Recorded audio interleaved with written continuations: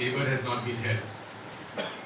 Then the close association of the Prime Minister with the corporates, few favored corporates, particularly Mr. Gautam Adani. Also at the same time, सामाजिक अन्याय, SCs, STs, OBCs. Now we have been demanding a caste-based census. जातिगत जनगणना का हम लोग समर्थन करते हैं और इसमें राहुल गांधी जी ने बराबर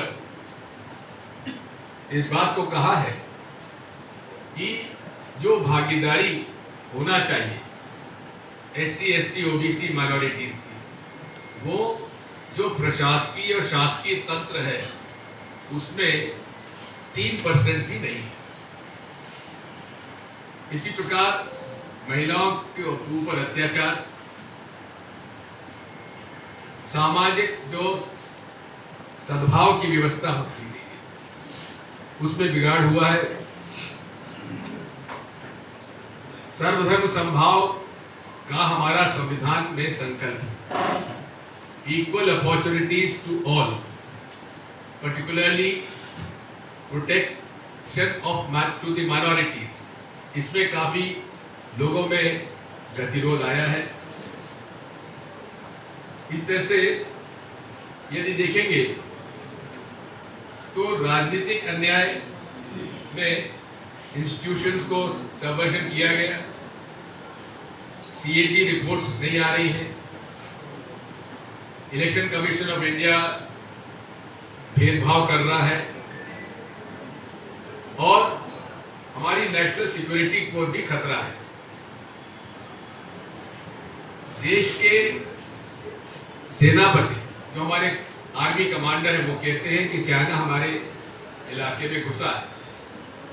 वहां के हमारे लोग कहते हैं कि चाइना ने हमारी जमीन पर अधिकार किया है। रक्षा मंत्री कह रहे हैं कि हाँ हुआ है, लेकिन प्रधानमंत्री कहते हैं कि ना कोई आया है ना कोई यहाँ पे बैठा है। This is the very fact that it goes contrary. The Prime Minister is contradicting his army chief. He is contradicting his defense minister. But why? Why doesn't he speak out against China? Why is he so shy of speaking against China? So these are the basic issues.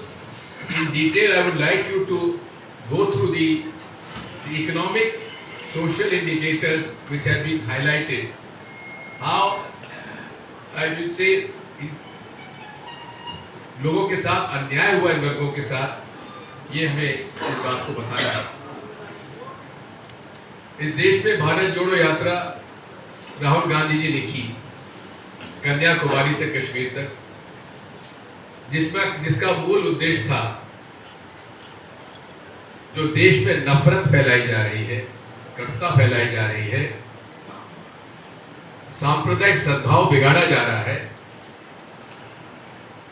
उसको कैसे हम लोग आगे बढ़ाएं। और जो famous statement है, मैं नफरत के बाजार में मोहब्बत की दुकान खोलना चाहता हूं, that was the crux of our Bharat Jodo Yatra. Now the east west yatra is the Bharat Jodo Nyay यात्रा। And the 5 issues of this yatra is giving justice to the farmers, giving justice to the women, giving justice to the youth, giving justice to the labor. And to do that, participation, भागीदारी, किसानों को न्याय, महिलाओं को न्याय, युवाओं को न्याय, श्रमिकों को न्याय, और ये सबको पूरा न्याय दिलाने के लिए सबकी भागीदारी, विच इज द एसेंस। ये हमारा भारत के जो सनातन धर्म की परंपरा है, सर्वधर्म समभाव, वासुदेव कुटुंबकम, उसका ही आधार, this is the idea of India. और वही हमारा कांग्रेस की मेन आइडियोलॉजी रही है और वही इंडियन कॉन्स्टिट्यूशन का मूल आधार है, जिसको कि भारतीय जनता पार्टी वायलेट करने में लगी हुई है।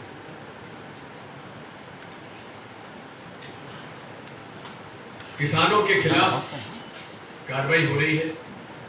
आपको याद होगा 2013 में यूपीए सरकार में लैंड एक्विजिशन एक्ट 2013 पास हुआ, जिसमें कि किसानों की जो जमीन अक्वायर कर ली गई लेकिन 5 साल तक कोई काम नहीं हुआ तो उसको वापस लौटाने का प्रोविजन डाला।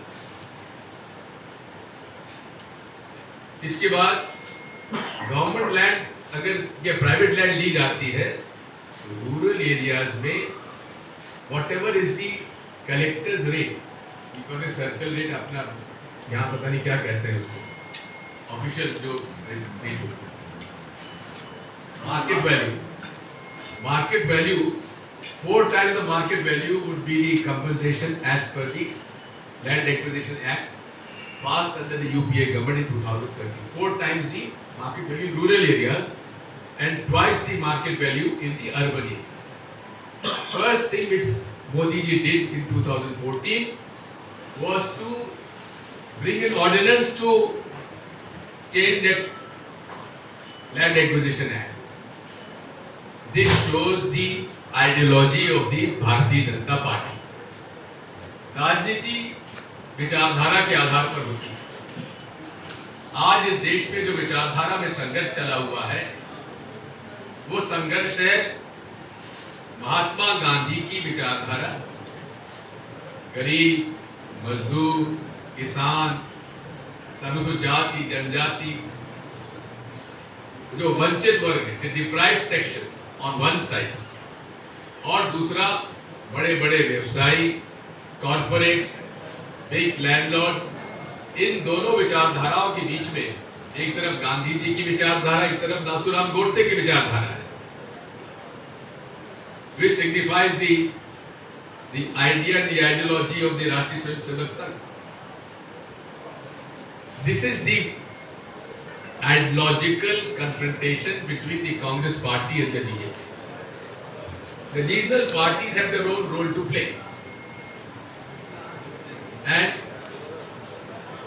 we would like them to go on the ideological grounds rather than on personal grounds. BJP's main political weapons, as they stand